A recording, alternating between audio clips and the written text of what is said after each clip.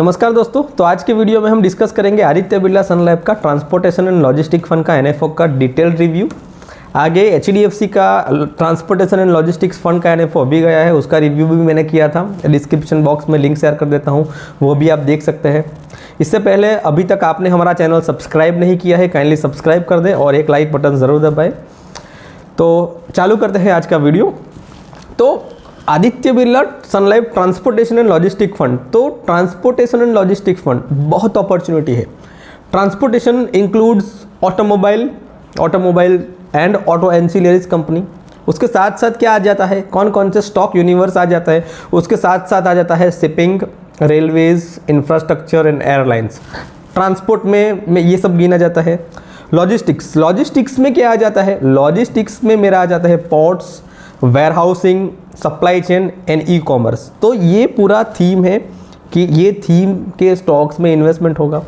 यहाँ से ये थीम क्यों अच्छा लग रहा है, ये सेक्टर का आउटलुक क्या है, वो हम शेयर करेंगे।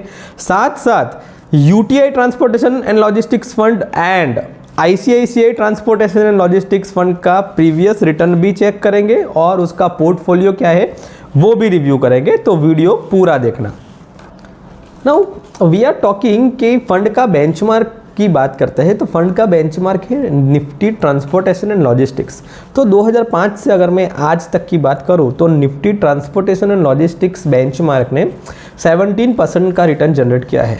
नाउ 17% रिटर्न का मतलब क्या होता है कि अगर आपने 1000 रुपये का इन्वेस्टमेंट किया है 2005 में, तो 17% के हिसाब से आज करीब 19,240 रुपये बने होते। वर्जिस के निफ्टी 50 ने 2005 से 14% का रिटर्न दिया है, तो 19,000 के सामने निफ्टी ने बनाया है 11,700 और निफ्टी 500 ने 14% का CAGR दिया है। निफ्टी 500 ने भी करीबन 11,700 रुपये बनाया है।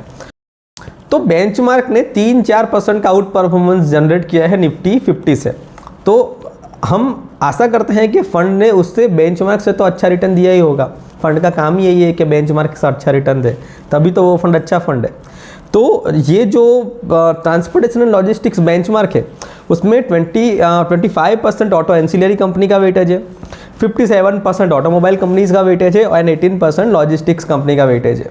तो इतना वेटेज है। दूसरा कि मेरे बेंचमार्क में लार्ज कैप कंपनी भी आ जाती है, मिड कैप कंपनी भी आ जाती है और स्मॉल कैप कंपनी भी आ जाती है। तो यू कैन एक्सपेक्ट कि आप लार्ज, मिड और स्मॉल कैप का मिक्सर पोर्टफोलियो इसमें देखेंगे। A kind of a flexi cap portfolio you would have in Aditya Birla transportation and logistics fund. मैं UTI transportation and logistics fund की बात करूँ तो UTI transportation and logistics fund का 1 साल का रिटर्न 19% है, 3 साल का रिटर्न 26% है, 5 साल का रिटर्न 13% है और 10 ईयर का रिटर्न 18% है। सो 18% is not a bad return at all. अगर मैं रिटर्न की बात करूँ तो अच्छा रिटर्न है। यूटीआई ट्रांसपोर्टेशन लॉजिस्टिक्स फंड का मैं पोर्टफोलियो की बात करूँ तो 13% महिंद्रा एंड महिंद्रा है, 12% मारुति है, 11% टाटा मोटर है, 8% आइसर मोटर है एंड 7% बजाज ऑटो है। ICICI transportation and logistics fund का एनएफओ 1 साल पहले ही गया, 25/10 उसका एनएफओ डेट था।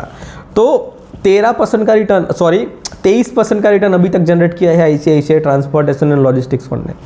मैं उसकी टॉप 5 होल्डिंग की बात करूं तो मारुति 12% है, टीवीएस 10% है, M&M महिंद्रा एंड महिंद्रा 8% है, टाटा मोटर 6% है एंड हीरो मोटोकॉर्प 5% है। तो टॉप 5 होल्डिंग काफ़ी अच्छी है। टॉप 5 होल्डिंग ज़्यादातर लार्ज कैप आ जाती है, तो large cap is again less risky than mid and small cap. तो यू कैन इन्वेस्ट, आप ऐसा मान के चल सकते हो कि Aditya Birla transportation and logistic fund में कुछ ऐसा ही पोर्टफोलियो आपको देखने को मिलेगा। क्योंकि तो यहाँ से ट्रांसपोर्टेशन एंड लॉजिस्टिक सेक्टर क्यों अच्छा लग रहा है, सेक्टर का आउटलुक क्या है। तो पहला है लो पेनिट्रेशन।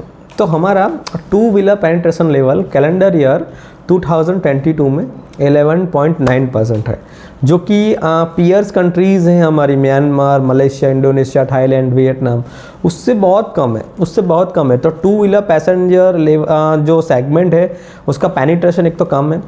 ऐसा एक्सपेक्टेड है कि रूरल पेनिट्रेशन, जो वॉल्यूम ग्रोथ है 2 व्हीलर सेल्स में, वो 2023 से नेक्स्ट 15 साल तक 8% CAGR से ग्रो हो सकता है।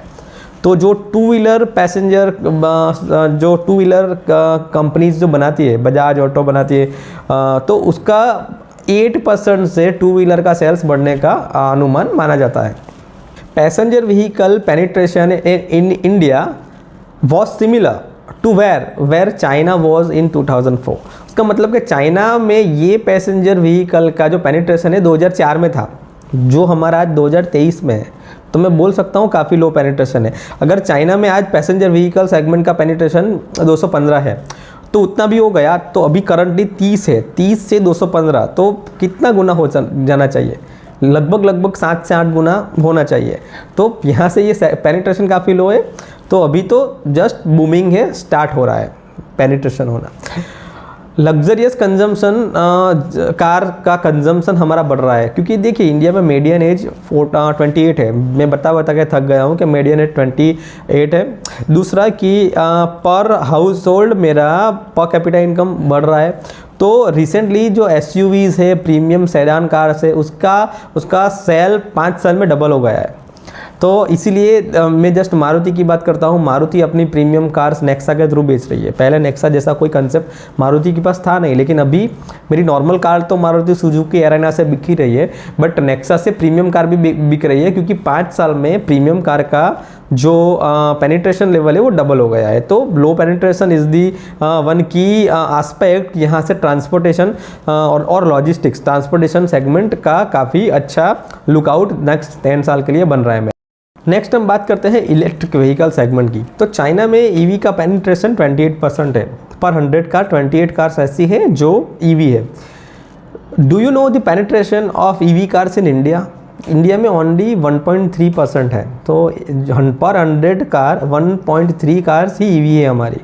तो उसका मतलब क्या रहता है? उसका मतलब ये है कि प्रोबेबिलिटी ऑफ ग्रोथ बहुत है इलेक्ट्रिक व्हीकल सेगमेंट में। अभी तो वो ग्रोथ होना चालू हुआ है। Next is aviation industries. तो अगर मैं एविएशन इंडस्ट्री की बात करूँ तो पिछले कुछ साल से एविएशन में एयर ट्रैफिक का जो पैसेंजर्स है वो डबल हो गए हैं। दूसरा कि 2014 में हमारे पास ओनली 74 एयरपोर्ट्स थे।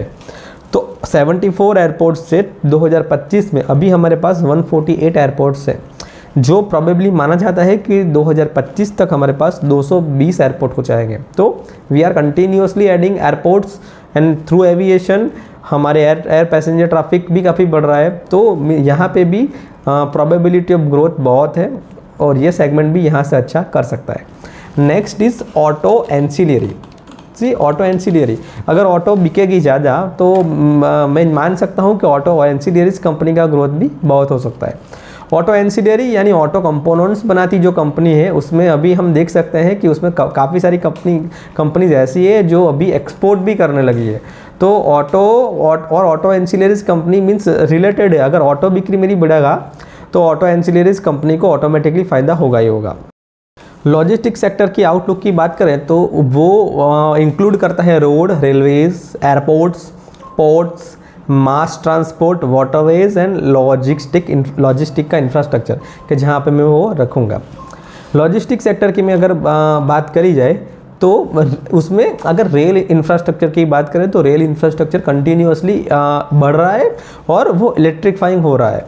तो उससे फ़र्क क्या पड़ेगा? सी लॉजिस्टिक के ट्रांसफ़र के लिए मेरा डेडिकेटेड फ्राइट कॉरिडोर बन रहा है, तो उससे DFC जो बन रहा है उससे फ़ायदा क्या होगा कि जो मेरा एवरेज स्पीड प्री DFC आ रहा था 28 किलोमीटर, वो आज 75 किलोमीटर्स आ रहा है। उसका मतलब वो डबल हो गया। तो जहाँ मैं एक सामान पहुँचाने के लिए 72 आवर्स ले रहा था, वो आज ले रहा हूँ 27 आवर ओनली।